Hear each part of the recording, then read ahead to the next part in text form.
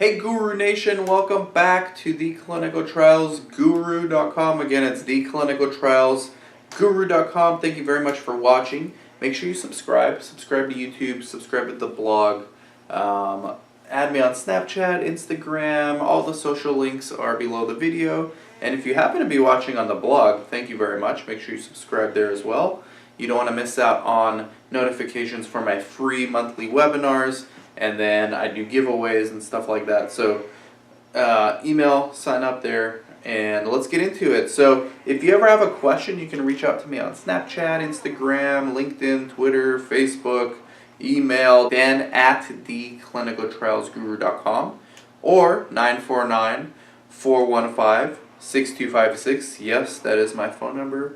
You can call or text me.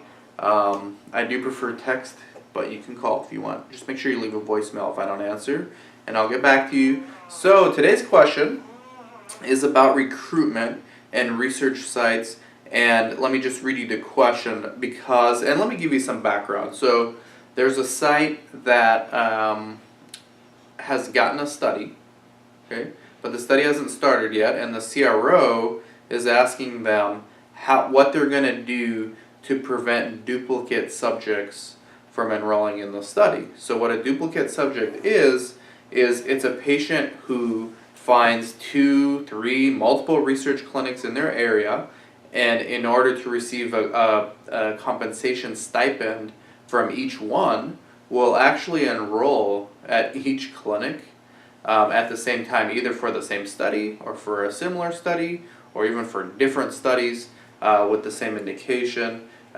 Essentially, the patient's looking for ways to make money, and they don't often know that it's unethical to enroll in multiple trials. Most do, but some don't. Okay, and it's our job as researchers to educate them when this happens. But the CRO is asking this site what they're going to do, what processes do they have in place to ensure that duplicate subjects do not enroll in the study, because there were a lot of sites in this person's area. Okay, let me just read you from the email what they emailed to this person. So, in a clinical trial, there's always the chance that sites may encounter subjects who enroll in multiple trials simultaneously or the same trial simultaneously. In the event that sites are close enough, what steps does your site take to prevent, or does your site have any plans in place in the event of the subjects who enroll in multiple trials simultaneously? So this person wasn't sure how to respond. The answer is, that ultimately it's not really the responsibility of the sites to make sure this happens, but we do have to take it upon ourselves to do it, because regardless of what we think, we're not the ones designing the protocols, right? Sponsors are.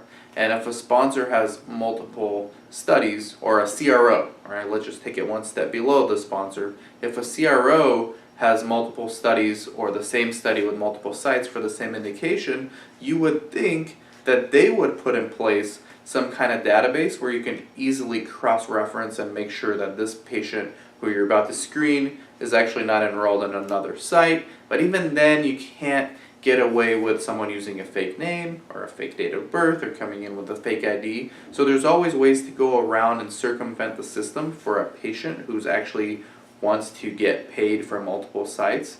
But ultimately, it should be the CROs and the sponsors' responsibility to make sure this doesn't happen, because the only reason they care is because the FDA cares. All right, and if the FDA looks at a study and they see the same patient at 2 different sites for the same study, that data is void, especially if that data is different, right, and dramatically different.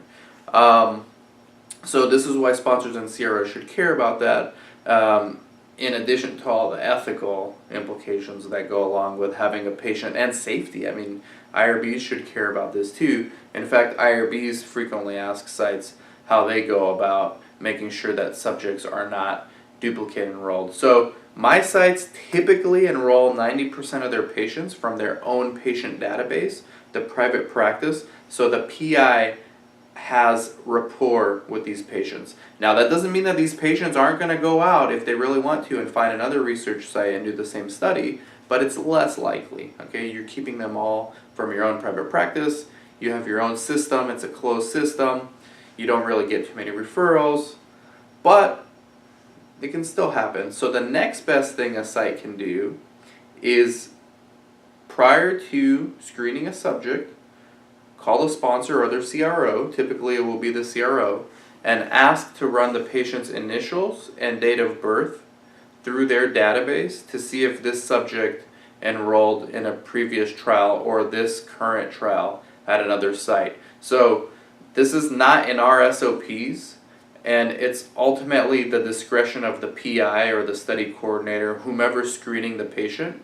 Sometimes you can tell if the patient's in it for the money, and there's nothing wrong with being in it for the money, but sometimes you can tell if the patient's trying to cheat the system or not. Sometimes you can't. Sometimes they're really good, but sometimes you can tell. And so in our SOPs, when the PI or the coordinator has that feeling, has a suspicion, then they call the CRO and they run the patient through the database to make sure that they don't enroll a duplicate subject. Okay. Now, many times the CRO, as soon as you enter the date of birth and the initials in the IVRS at screening, the CRO will actually not allow that to register if it's a duplicate subject, right? And what often happens is the CRO will call you and ask you for a middle initial or some other identifying information to make sure that it's not the exact same patient.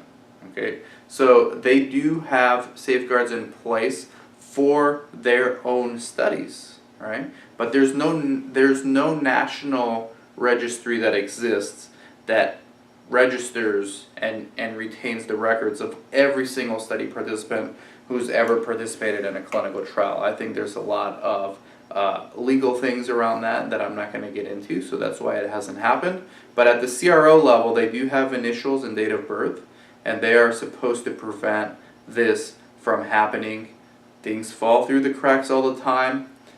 Patients, like I said, can use different initials, different date of birth, fake IDs. So no matter what your SOPs are, there's ways around it for someone who really wants to go about doing this. And there's patients out there that just do clinical trials for the study stipend and don't even take the study drug, right?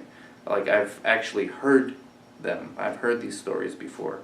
And so it happens. And so sponsors are obviously concerned, CROs are concerned. So the best thing you can do is say, hey, we go above and beyond what is expected of us. When we have a suspicion that someone is double dipping or triple dipping, we will actually call the CRO and we will find out from them. Now, you can't expect a site to call its competitor site across the street and say, hey, has this person enrolled in your study? You can't expect that, okay? They're competitors. They're not necessarily trying to help each other. Even though it's for the greater good of the industry, it's just not going to work. So the next best thing is to work with the CRO, because they have the database and they can make sure that the patient is at least not enrolled in that exact same study somewhere else. Now, that patient could be enrolled in a totally different study at another site and not taking either drug, but then again, that's what the PK samples are for when you run the PK labs. And so the sponsors will actually know which subjects take the drug, even though they don't tell the sites during the study, but with enough data that they aggregate, they eventually know which sites tend to enroll subjects that are not compliant on the study meds. In fact, I know a site that did not get awarded another trial from the same sponsor, and when they asked the sponsor why, the sponsor, and this was amazing that they told them that, well, after looking at all the PK samples from that site, they had a very high percentage of patients that were not being compliant with the study drugs according to the PK samples, but they didn't look at that until after the study was over. So they didn't drop the site. I think these days with risk-based monitoring, you actually can, with the real-time data coming in, you actually can drop a site for not enrolling compliant subjects. Haven't seen that yet, but I'm sure we're not too far away from that.